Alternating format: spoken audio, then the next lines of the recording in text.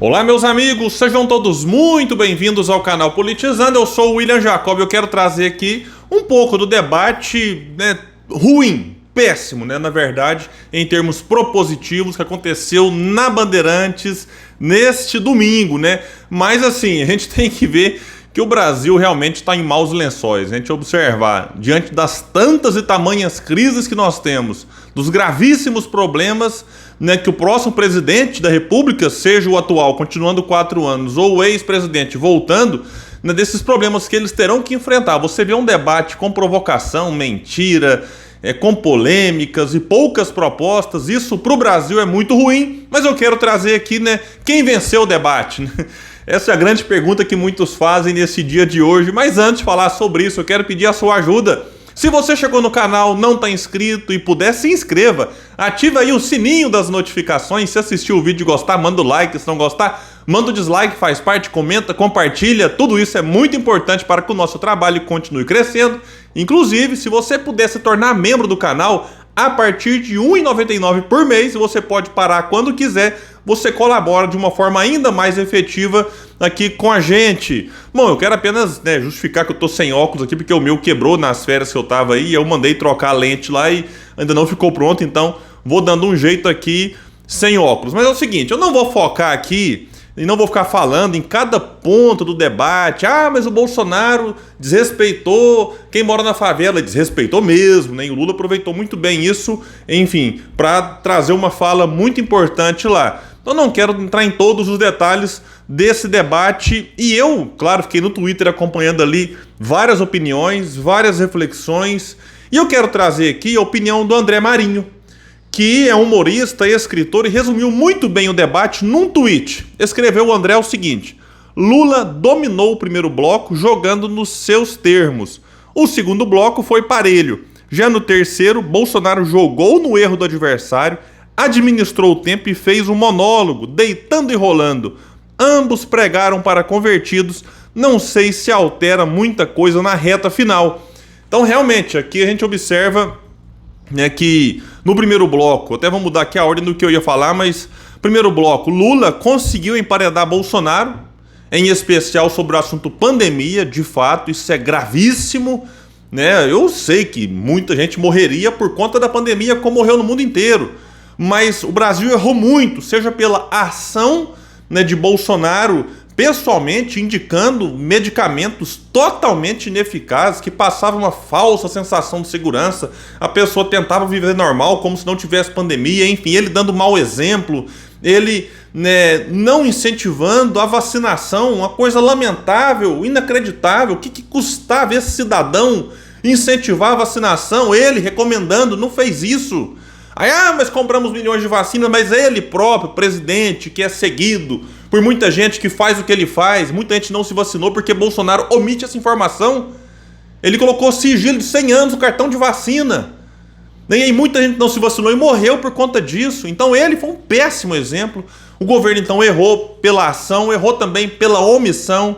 E claro, muitos dos mortos no Brasil são sim responsabilidade direta ou indireta do atual governo. Então Lula conseguiu enquadrar Bolsonaro nesse aspecto, tanto é que Bolsonaro, percebendo que estava ficando em maus lençóis, falou o quê? Vamos mudar de assunto aqui. Tentou tirar o assunto da pandemia. No segundo bloco, quando teve ali perguntas dos jornalistas, aí eu considero que foi meio parelho. Teve pergunta que Bolsonaro se deu bem melhor do que Lula, teve outras que Lula se deu melhor. Então dá para considerar o empate, mas na minha opinião com uma ligeira vantagem para Bolsonaro. Agora, no terceiro bloco, Bolsonaro de fato foi muito melhor.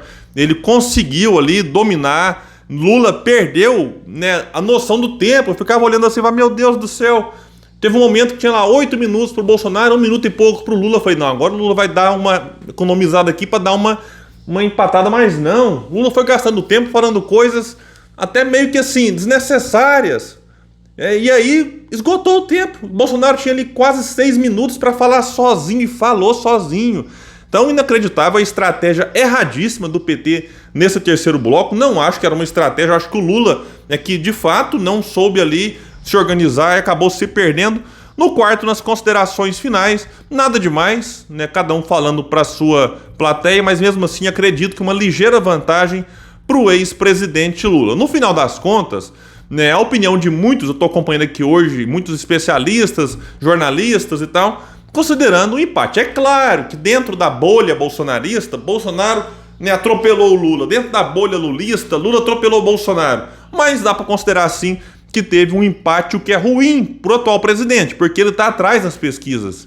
Então ele precisava vencer o debate. Então é ele que tinha que se sair melhor, muito melhor, e na minha opinião, posso estar enganado, deixa aqui no comentário embaixo o que vocês acharam.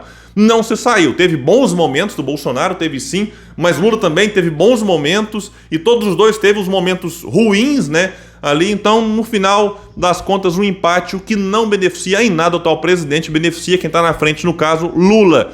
E assim, quando eu observo o nível do debate, aí eu começo a entender de uma forma mais clara como que os dois trabalharam o tempo todo para manter a chamada polarização, sufocando e impedindo qualquer, né, crescimento, né, da alternativa, da chamada terceira via, uma expressão que, enfim, que o próprio Ciro, que sempre ficou em terceiro lugar, no final acabou ficando em quarto, porque foi engolido pelo tal do voto útil, que virou um voto inútil. Então eles tentaram sufocar de todas as formas qualquer alternativa, porque se o Ciro tivesse ali contra Lula ou Bolsonaro, teria nadado de braçada nesse debate. O formato muito bom, inclusive.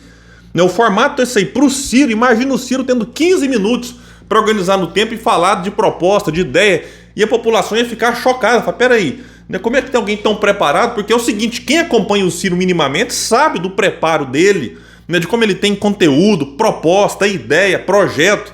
Só que muita gente não acompanha. Quando muito, recebe um videozinho aqui do Ciro falando mal do Lula nos grupos bolsonaristas. Aí ou então o Ciro falando mal do Bolsonaro nas redes sociais, não sei o quê. O Ciro, né, vítima de fake news. Mas muita gente não conhece com profundidade. Aí nesses debates que nós tivemos antes, pergunta 30 segundos, 1 minuto para a resposta, 45 segundos para a tréplica. Então não tinha noção ali.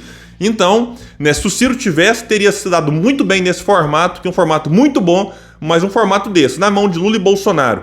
Né, como se você colocar a Ferrari na mão de quem não sabe dirigir. O que a gente viu foi, insisto, muitas polêmicas, mentiras, muitas, né, acusações, uma coisa realmente, um nível baixíssimo.